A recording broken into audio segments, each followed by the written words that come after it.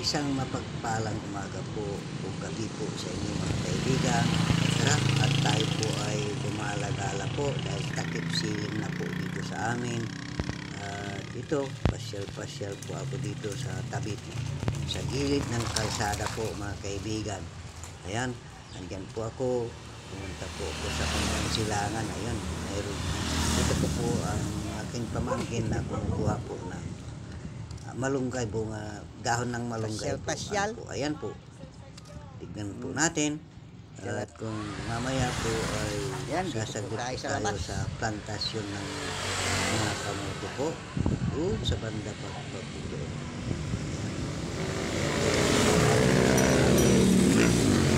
Salamat po sa mga kaibigan sa mga pagpanunod po ninyo sa aking mini vlog sa video. Maski pa paano ay nakatutugon naman po na mag live stream o kaya ay ganito po mag-upload ng mga long video po. Ano po mga kaibigan, maraming salamat po sa mga manonood po. Ayan, mayroong dumating po kasi na bisita ng aming kapitbahay. Mamaya makikita po natin po sila. Ano po, at dito punta po dito tayo sa direksyon ng plantasyon ng kamote, at yun po ay hindi po sa amin. Ano po, pinapaliwanag ko po. Ayan, makikita po natin yung mga bagay dito po. Ano po, ayan, po natin. Ayan, kakala ko mayroon ng sound na nagsasalita ako dyan, wala pa po para ano po. Ayan, patuloy lamang po tayo sa panood sa mga pagbibilang ng mga sasakyan, papunta dito, papunta doon, pauwi na po doon, at papunta po rin po. Ayan, yung mga bisita po sa kapitbahay po namin. Malayo po ako masyado sa kanila para makunan ko po sila ng mga picture o kaya video. Ano po, kaya long distance shot po ito na nag-video na habang nakatambay po dito sa sari-sari store ng ating bunsong anak po na tinatambayan ko po. Minsan dyan po ako kumukuha ng aking pangangailangan sa tindahan na yan. Maski wala akong pera ay saka lamang po ako nagbabayad kung ito po ay dumating na po ay yung payout ko po. Ano po mga kaibigan, yan, may mga sari-saring mga dumadaang sasakyan po dito sa amin, at ang bibilis po nilang magpatakbo. Ano po, para po silang hinahabol ng hangin. Ayan, papunta na po tayo sa plantasyon ng kamote. Makikita po natin dito yung mga pananim ng mga karoba po namin. Ayan po, pero hindi po sa amin yan, sa karoba po namin. Kalapit po kami ng bukid, kaya ayun po, may bakot-bakot po yan. Medyo masilan po yung may-ari po niyan. Ano po, kaya binakuran po niya lahat. Ano po, ayan, dito po tayo sa bandang silangan po. Ano po, papuntang Nungkada po yan eh. Ayan, may plakad po ng mga po dyan, mga Jollibee, po dyan. Ayan po yung mga nagsasadatingan, mga sasakyan. Ay, kamuti pa rin po hanggang doon sa kabila po ng kalsada. Kamuti pa rin po yan. Ano po, kung papalarin, nagiging isang yan, lalong-lalo na po natsyampa. Sa 2,000 isang sako na 100 kilos. Pag naka 200 ka na kaban ng sako ng kamuti, ilan na po yun? Natig 2,000 sako. Dami. Ano po, wala kang loob, nakasloob na mangutang ng kapital sa kamuti ay hindi ka magiging milyonaryo. Lakas loob lamang po at tapang. Ano po, yan. Ayan, babalik na po tayo sa papuntang Kanluran. Ito namang Kapakanluran ay papunta po doon sa Kamiling Tarlac. Ayan po. Kamuti po, ayun. Diretso po yan. Yan na mayroong Sa karga. Pakanluran. Ano po? At dito makikita po din po ninyo ang aking tinitirhan na bahay. Ayun, nakahimpil niyo yung sakyan ng bahay po namin. Ayan po yung bahay. Bukuran ng kanila. Ay, Pala sa bahay pala ng ano dito po, makikita po natin. po mga pangalawa sa panganay. Ayun. Miniyad na naman may kargang tindahan ng kamuti aking po kayo. bunsong anak, na lalaki. Ayun, tumigil po Doon, sila sa may po ako tindahan po kayo. yung sasakyan na yun na kutsi po o adventure na yan. Tayo, Doon po nandun po yung bahay po pasok namin. na po tayo. Yung bahay po Sana ay na marinig sa po naman po ninyo. Pagkataktak na naman po, kagagtaktak dito, baka nakamute na naman po. Yan po. Yan. Mga sibuyas po yan. Leading shop na papatugtog Na inaani po nila. music. Yan po yung isang talyer po. Puwinan, Ano po? ako po ay naglalagi stream. Ayun, maingay po sa kawan. Yan, sa akin po dito sa gilid. Ano po mga kaibigan, malapit-lapit na po tayo.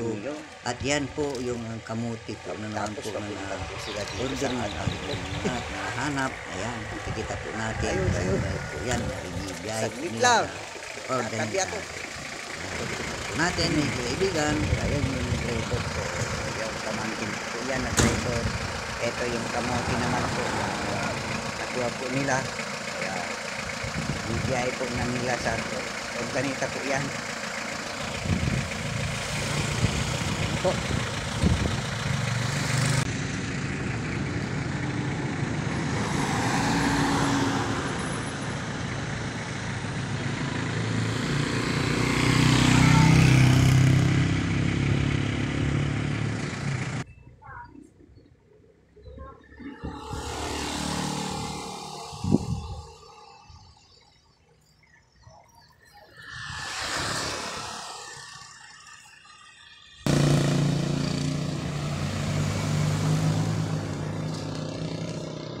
Tuloy natin ang pagkukwento, ano po mga kaibigan.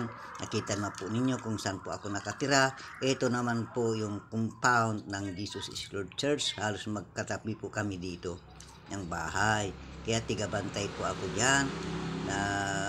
Tigatingin lang. Ano po. At tayo po ay lilipat po tayo sa pangtindahan na dito po ako bumibili ng merienda po. Ano po.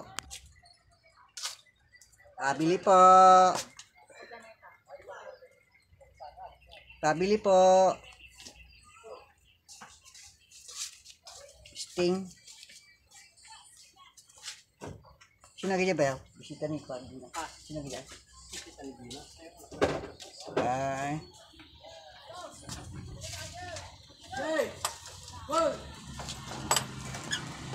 Isang straw.